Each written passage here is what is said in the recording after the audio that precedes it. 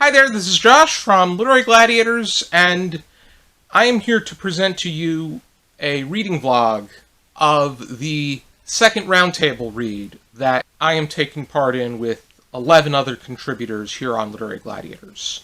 The book that we are all reading is Red Queen by Victoria Aveyard. This is a first for me. Not only have I not read anything by Victoria Aveyard, I haven't read anything within the realm of this genre. So this is very new material for me. But I thought I'd begin by unboxing the box set that I purchased. I did get it from Amazon.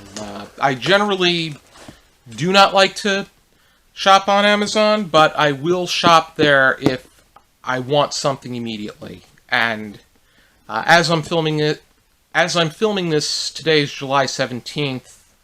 I have about a month and a half until I need to read and share my thoughts on the book. So I want to have it in my possession. At the moment, I am finishing Sea Above, Sun Below, which is a review copy that I got from George Salis, who also happens to have a BookTube channel. And my review of that book should be up by the time this video is up. But let's open this.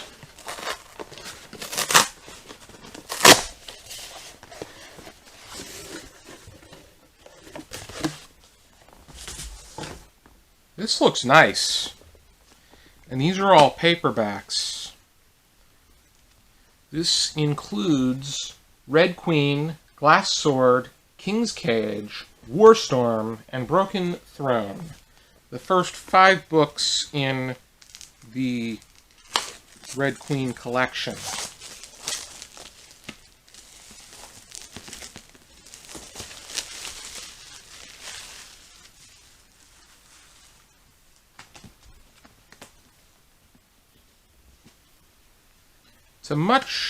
It doesn't seem very, it's a much thinner box. Like, the box, for instance, my Chronicles of Narnia box, which I've had for a long time, is a very sturdy one. The one that I have of Roald Dahl's books is very sturdy, and you really have to make the necessary adjustments in order to get the books back in.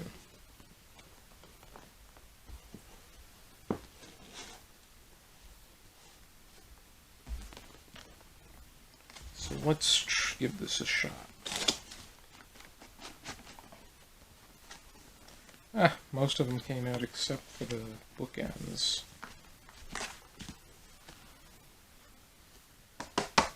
Red Queen seems to be in here the tightest.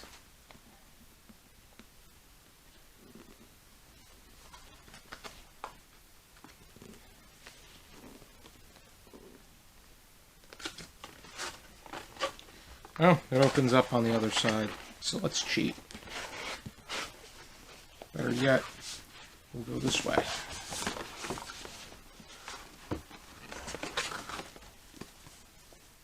Here is my copy. Paperback, just how I like it.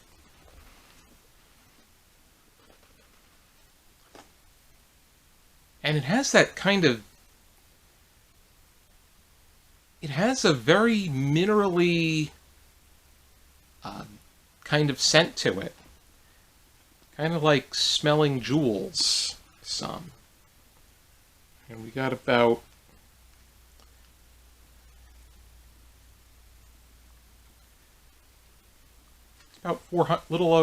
almost 400 pages total. So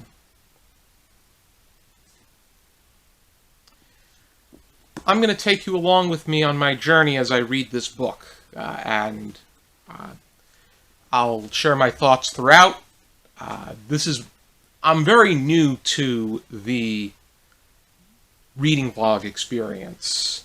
I have a, I don't know if it's already up or if it's going up, but we're going to be responding to a cookbook in the form of a vlog, but it's a bit different in its nature. Here I'm going to do some more, you'll see me reading this, and I'll be sharing my thoughts as I go along. So I hope you enjoy.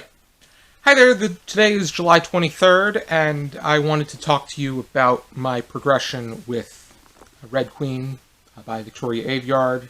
I finished the first 2 chapters, and I thought I would talk to you a little bit about them.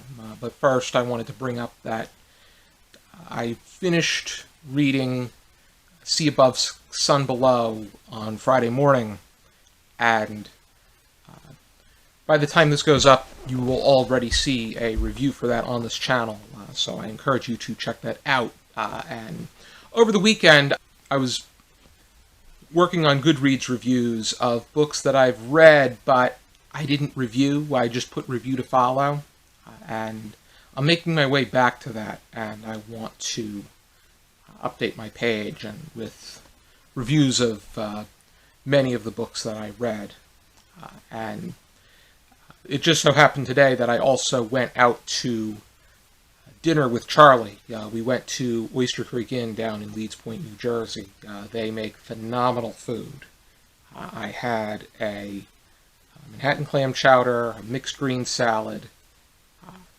I had red snapper with sides of mashed potatoes and green beans and a chocolate chip cheesecake. The last time I went, I had the Copper River salmon, and it was fantastic. It tastes a lot like a steak. And Charlie had a great bay pasta and mixed green salad and a bowl of Manhattan clam chowder. I only had the cup. But as far as Red Queen by Victoria Aveyard is concerned, I'm quite shocked that I'm really engaged in this book right now. I think that Victoria Aveyard's doing an outstanding job when it comes to the world building. I'm really getting a sense of who is taking part in this story right away, as well as the world in which we're following. This is a world. This area is ruled by Silvers, and Mare, the central character, who also provides first-person narration, is a red from the poverty-stricken area of Stilts. She's 17 years old, and she believes that when she turns 18 next year, she is going to be conscripted into war, which, unless you have a job or an apprenticeship, you have to go fight in war. And Mare's father went to war and lost a leg and a lung. Mare, her best friend, is Keelorn, and Keelorn's father went to war and was killed. Mare has 2 older brothers, Shade and Bree, both fighting in war, and a younger sister named Giza, who is an apprentice to a silk embroiderer. So she is going to be able to she will be able to achieve exemption if she'll be able to achieve exemption if she's able to keep the apprenticeship, or if it turns into a job, which in this society, jobs and apprenticeships are harder to come by because everybody is going for them. But to add my own 2 cents, I really do not like conscription. I do not agree with it. I don't think that people should be drafted into fighting in a war that, against their will, and I don't even agree with the idea of always being at war. And the the particular details as to what gets us into war in the first place, and whether or not these problems are simply created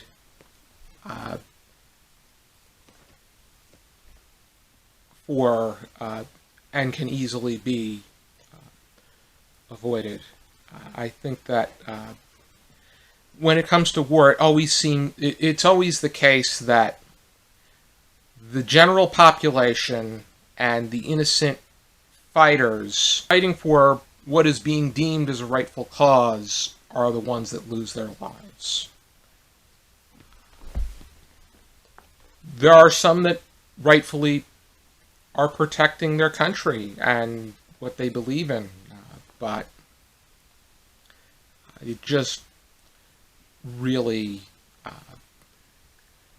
when they're being forced, it's just not it's a very bleak situation. And I'm really beginning to feel for these characters quite quickly. And I'm really eager to see how that this book progresses, and perhaps I will be quite thrilled that I have the next 4 books if for some reason I really enjoy them. As we make our way through this video, I'm going to incorporate some vlogs of me actually reading this in the library, and maybe up with Tito, but we'll see about that. I'll keep you guys updated.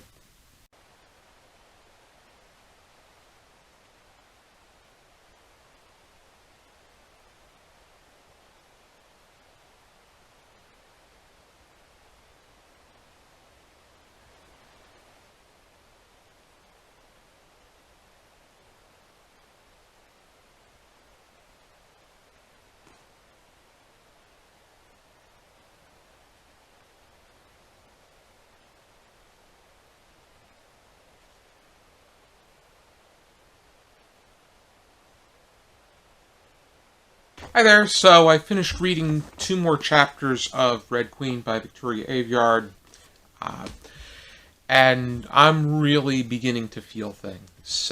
It's doing a great job, really progressing very quick, and it really makes me think about society, establishments, and whether or not what's going on should be seen for its face value. But we're just going to have to see as the book progresses. Recently, I've been doing a lot of work on my Goodreads page. I've been reviewing things that I put aside and I'm now getting back to and finally providing a proper review for. And it's quite an interesting experience. I've been going through my notes and I've been going through Literary Gladiator's videos, and I think it's quite it's something that I am glad that I'm getting to. And I do want to read more and provide more reviews for those that follow me or are friends of mine on Goodreads. Hi there, I wish I came back with a video a little bit sooner, but there was a lot going on this week. I worked overtime at work, and I was helping out family with a particular project, so I wasn't able to read as much and I wasn't able to film as much as I had wanted to, but I got a little bit done as far as Red Queen is concerned, and with a vacation from work coming up next week, I'll be able to read much more. My goal is to be finished, but today's August 12th, as I'm taping this, and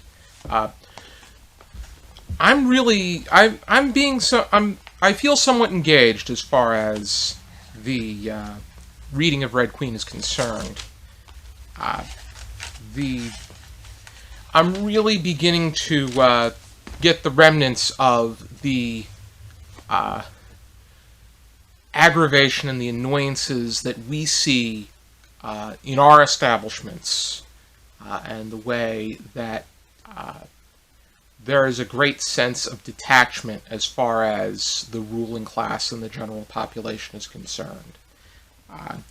I wrote down the paragraph on pages 60 and 61 where Mare talks about her first in-person encounter with the king. And I'll read it to you right now. He enters briskly, shoulders set and straight. Even from behind, he's much fatter than he looks on the coins and broadcasts, but also taller. His uniform is black and red with a military cut, though I doubt he's ever spent a single day in the trenches. Red's dying. Badges and medals glitter on his breast, a testament to things he's never done. He even wears a gilded sword despite the many guards around him. The crown on his head is familiar, made of twisted red gold and black iron, each point a burst of curling flame. It seems to burn against his inky black hair, flecked with gray. How fitting, for the king is a burner, as was his father, and his father before him, and so on. Destructive, powerful controllers of heat and fire. Once our kings used to burn dissenters with nothing more than a flaming torch. This king might not burn reds anymore, but he still kills us with war and ruin. His name is one I've known since I was a little girl sitting in the schoolroom, still eager to learn as if it could get me somewhere. Tiberius Calor VI, King of Norda, Flame of the North. A mouthful if there ever was one. I would spit on his name if I could. Mare is not buying into the hogwash that comes with the deity-like standing of this king. She doesn't see any glorification, and he bears an honor for things that he did not accomplish. He is bearing honor for things he's not honorable. And as time goes by, there's also this sense that the rulers that create the wars become far more attached and are less likely to actually fight in them. They may just walk on the battlefield. They may walk during a calmer time and just observe the situation and just survey everything that's taking place, but not get a scratch mark on them. Back in the day, there was a great sense of glorification where the rulers that declared wars actually fought in these wars themselves. And you would often see your generals fighting in the wars. The Civil War is a prime example, and those that took place earlier. But now it's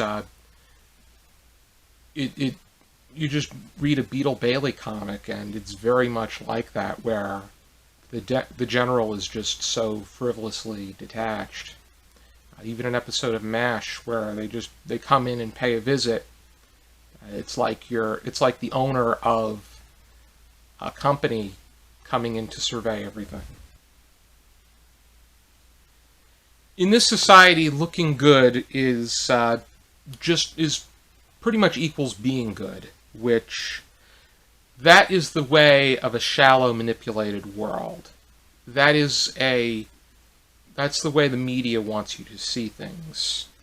But as society advances, there's also the sense that being mentally strong is more important than being physically strong, which, there is a truth to that. Because we're in an age where being smart about the world around you is going to help you advance. But you never know, because being smart also means having a physical attribute, because if a certain area becomes saturated, then you're going to want to go into an area that is in great demand, or at least have a solution to that area that is in great demand. I just keep remembering the Marco Rubio statement where he said we need more welders and less philosophers, where we need more people that do and complete things in that matter than people that are just sitting on the sidelines and commentating. But whether or not a ruler, I think that statement of this king might not burn reds anymore, but he still kills us with war and ruin,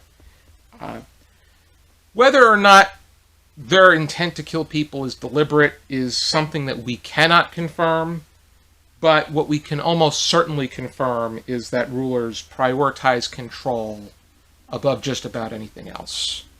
And once they reach that plateau, they don't want to let it go.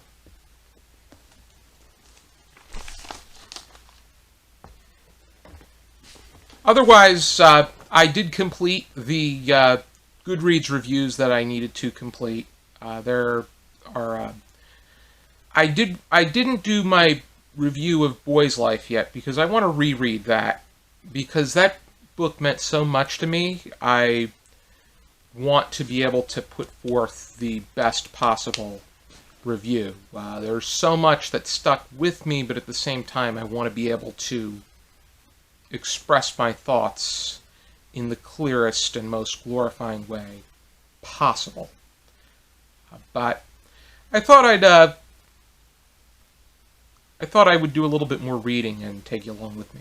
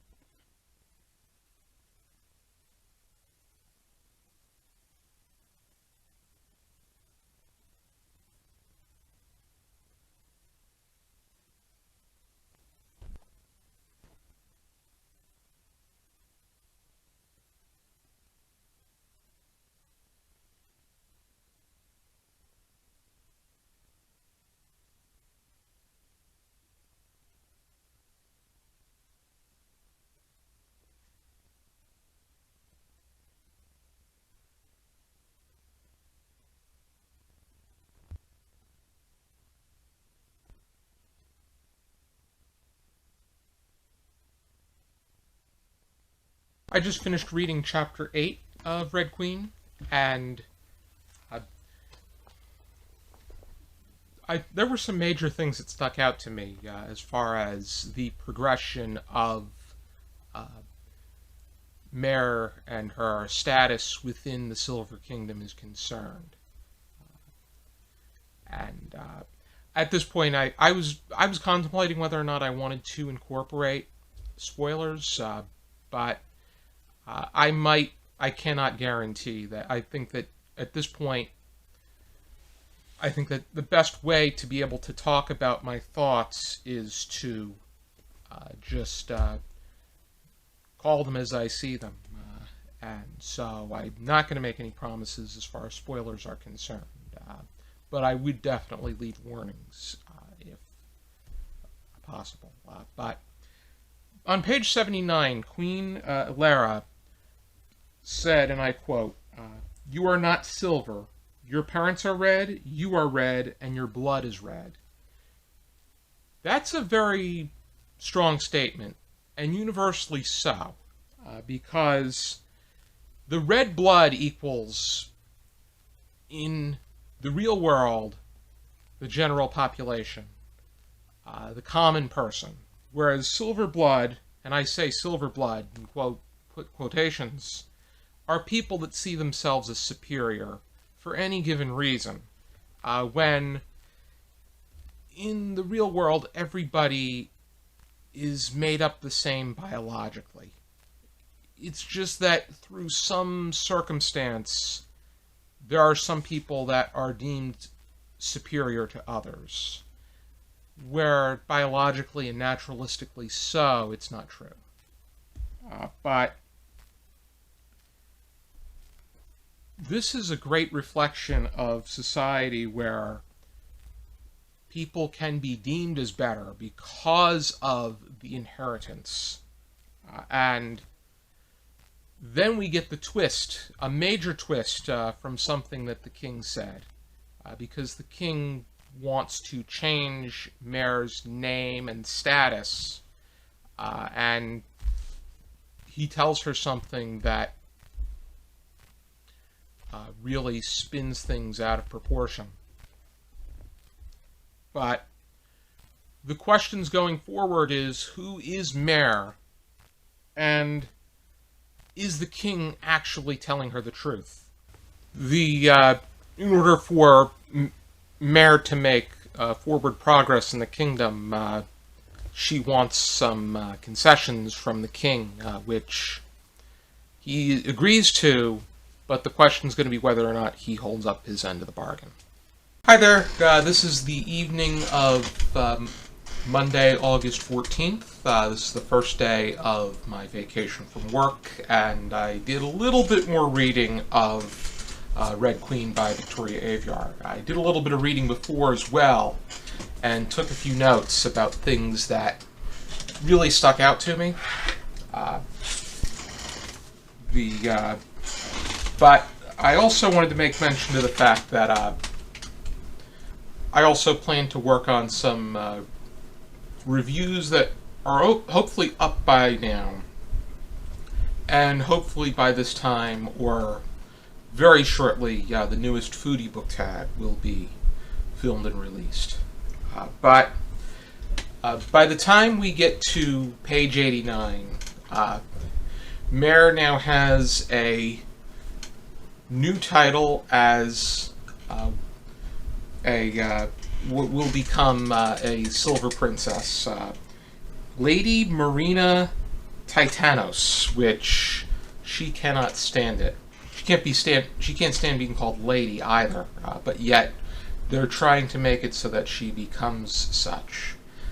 The question's going to be whether or not she fits in and conforms to their system, because from what I'm seeing now, it doesn't look like she has any intentions of doing so. But what path is she going to head down? And the idea that they put together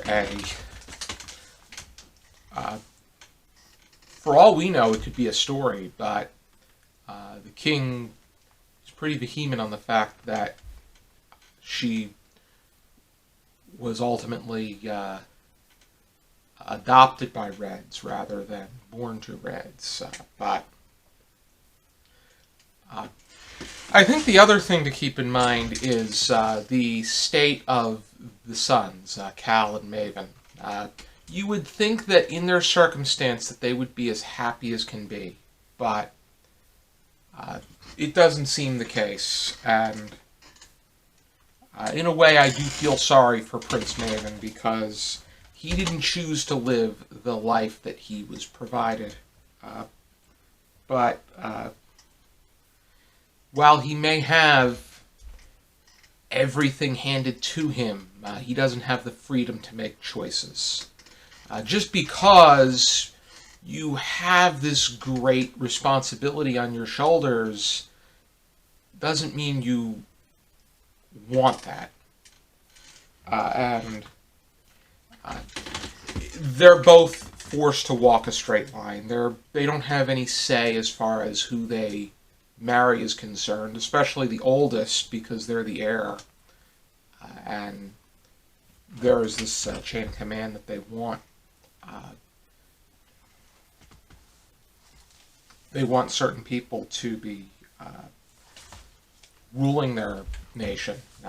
But initially, Mare does not feel any sense of sympathy for Cal or Maven.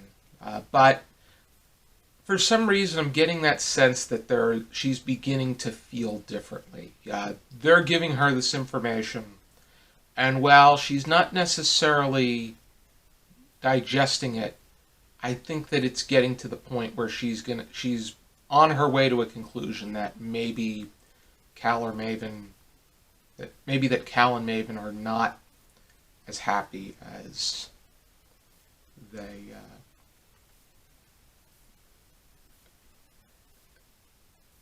as their circumstance provides them. But I had a very nice day. I took a trip down to the Cheese Board in Linwood, and I had myself a nice charcuterie with different meats and cheese, and then I went to Bonterra and picked up some Cool House ice cream. That is the one of the closest places that I can go in order to get myself some pints of Cool House ice cream, because they stopped selling it over by where I was, and I can either get Best of Both Worlds vanilla or Bananas Foster. But I do like both flavors, so that's a good thing. Let's do a little bit of reading.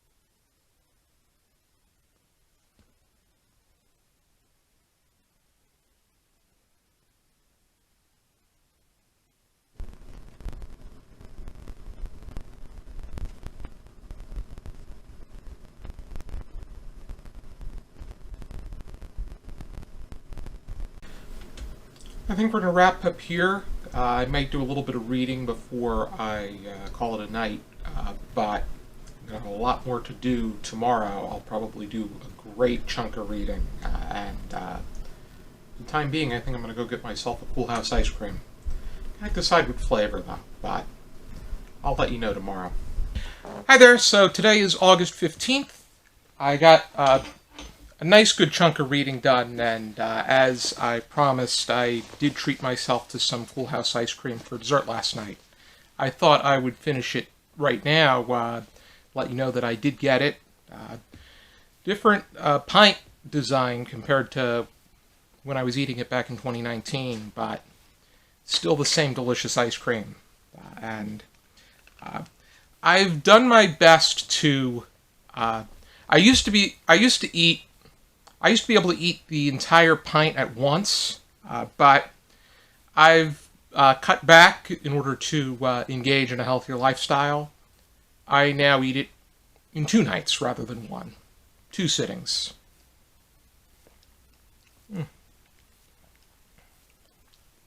And this is really good. It's got both Madagascar and Tahitian vanilla bean. And no carrageenan, no mono or diglycerides. It's only 690 calories per pint. So thus, if a serving is a third of it, it would be 230 calories. And none of the ingredients are very... I think the vanilla bean flavor is probably the most... They say that the words that you can't pronounce are the ones that are not really good for you, because it's something very suspicious and out there. But for the most part, these ingredients are very trustworthy. But as I said before, I got a good chunk of Red Queen finished. I'm close to halfway done. I'm going to be starting chapter 16 soon, and from what I thought about chapter 13, it really took twists and turns throughout chapters 14, and then solidified itself and took action into chapter 15. It was very nice that Mare was able to, that Cal and Maven were able to set something up where she could see her family again. She thought something suspicious would happen, but we don't know what's going to happen just yet. But then there's that major twist as far as her seeing her meeting with the guard is concerned and signing over to that. We'll have to see what comes of that and what she's able to do with her position as Silver Princess. It's very much reminding me of a version of the British royals, where Cal and Evangeline are Prince William and Kate Middleton, whereas Maven and Mare are Prince Harry and Meghan Markle, or Princess Kate and Duchess Meghan. But I have, but the major difference is that Cal and Maven are not very much. It's not like they want to be perceived as being strictly in line with everything going on, and it feels like they're not as thrilled and over the moon about it either. Which, that's probably the thing that really sticks out to me as far as Red Queen is concerned, and that is the reflection on the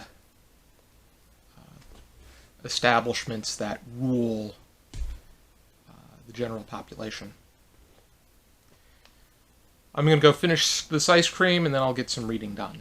Hi there, today is Saturday, August 19th, and I can happily say that I am I only have 64 pages to go until I finish reading Red Queen by Victoria Aveyard. My goal is to have it finished by tomorrow, which is the end of my vacation from work. But the haunting thing about this book, and what really gets under your skin, is that there are things in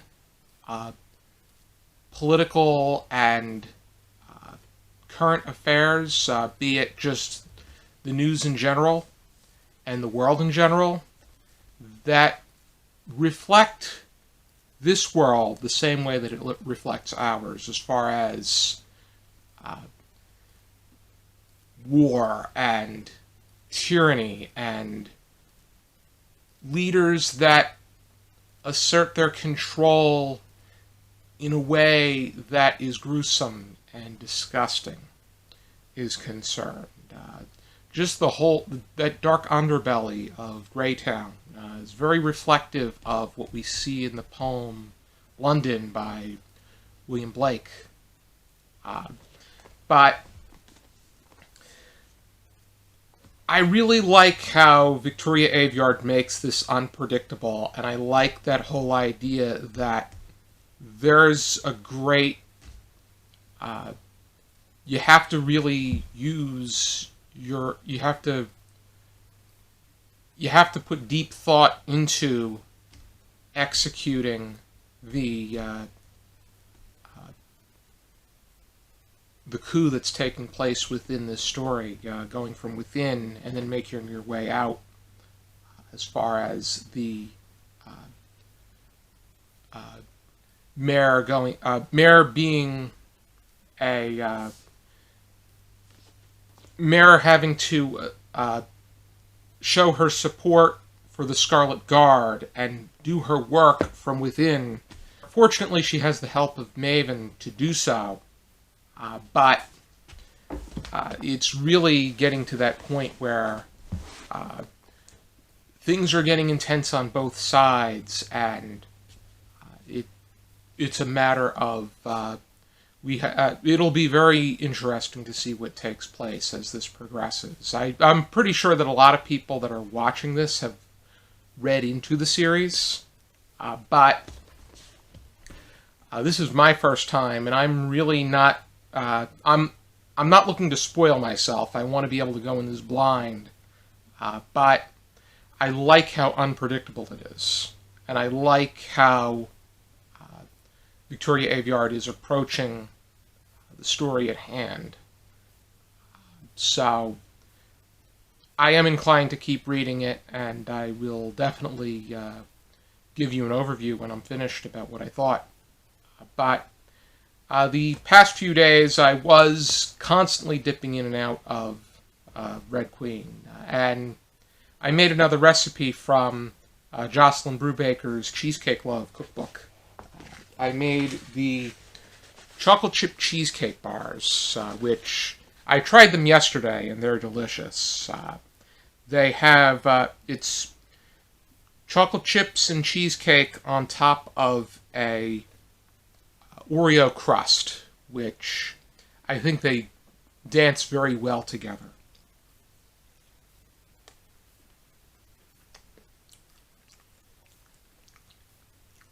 It tastes really good.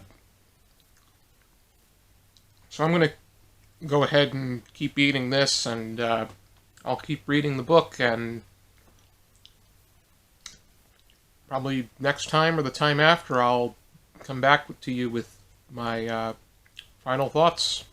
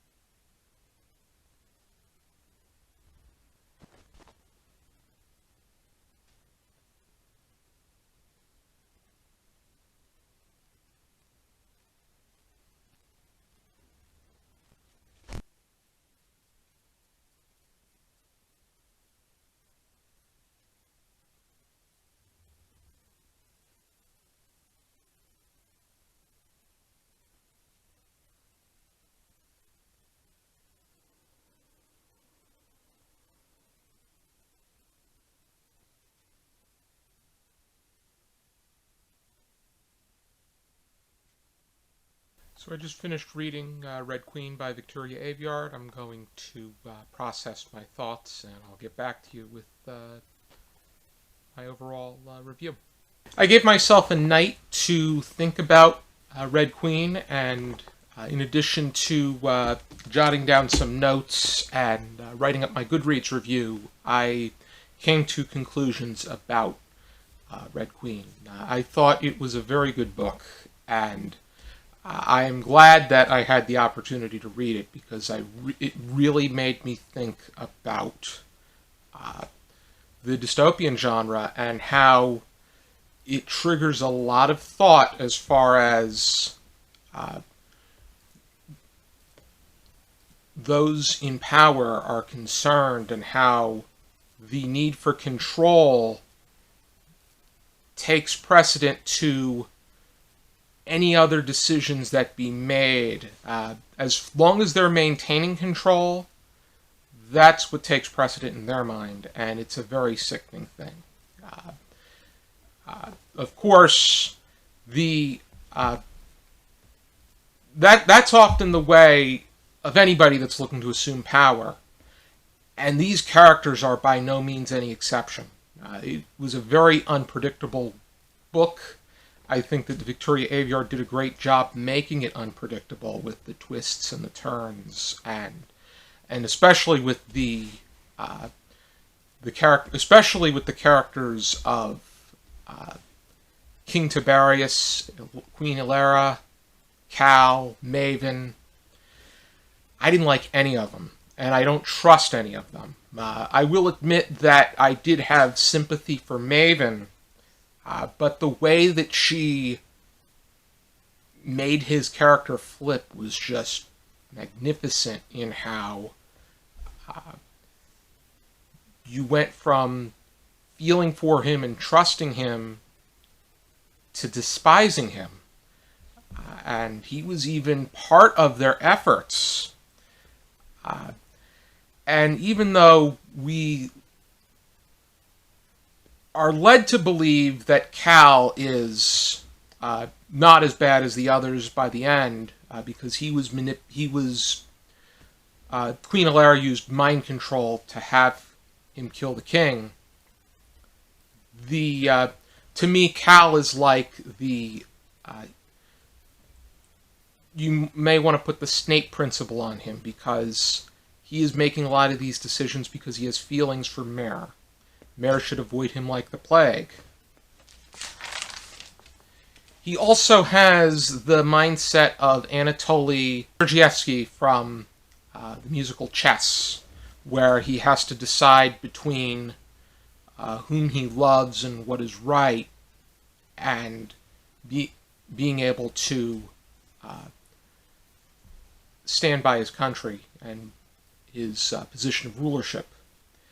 Queen Hilera is probably the most evil of all of them, because she did want a form of change from what was there, but it was for her own selfish reasons. And she wanted Maven to be king because Maven is her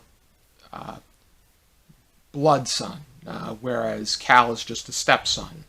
And she wants a blood biological relative. And Evangeline is just a bitch and a coward. And I never liked her. She was probably, out of the lot of them, the most consistent. Queen Hilera was relatively consistent, even though she had said things that sparked sense for a second or two, but it was clear that she was evil, and all of them are. The question at hand is, do you do what's right, or do you do as you're told? And I think that's the huge moral that needs to be kept in mind when approaching anything. I think that it's more important to do what's right, what's fair, what displays compassion, because at the end of the day, when it comes, you have to really examine whether or not leadership is making decisions that are in the best interests of society, or if it's manipulated into being meant for the best interests of themselves. And you could group the Silvers all together, but they're primarily manipulated. It's not like you can't say that all of them are bad people. They're being manipulated by their establishment, and in this case, it is what you would call the royalty. And I think the one thing that really sticks out structurally is the fact that I was thinking earlier about series, be it duologies, trilogies, quartets, or whatnot, that you just need to have a great first book in the series, and you have a good chance at being able to get people to invest in the rest of the series. The Hunger Games, the first book was great. The second one was okay, and the third one was poor. And it just came down to a first great book. And but the way that this ends, it almost feels like you have to read the rest because of the way it ends, the way that she makes you feel, the way that you feel invested and have a sense of feeling for these characters, be it impassioned or despise. And I think that the major difference is, and why I'm optimistic that the series is going to continue to be good, is the individuals here seem very authentic, even though they are complex. But humans are complex. I think that the characters in the Hunger Games were a bit more... they were plot devices in my mind. Even though the first book was very, very engaging and really sparked emotions. But aside from some technicalities involving rapid transitions, I thought that this was a very good book. I rated it 4.5 stars out of 5. And I think that this was a great surprise as far as my reading is concerned. I did not know what I was going to think about this. This is generally something I do not gravitate toward, but I'm really engaged, and this is a series that I'm really going to be thinking about, and I'm inclined to keep reading the series. The next book that I'm going to be reading, though, is Linden Falls by Joshua Hershey. Hershey sent me a copy of this book to read and review, and I'm eager to check this one out.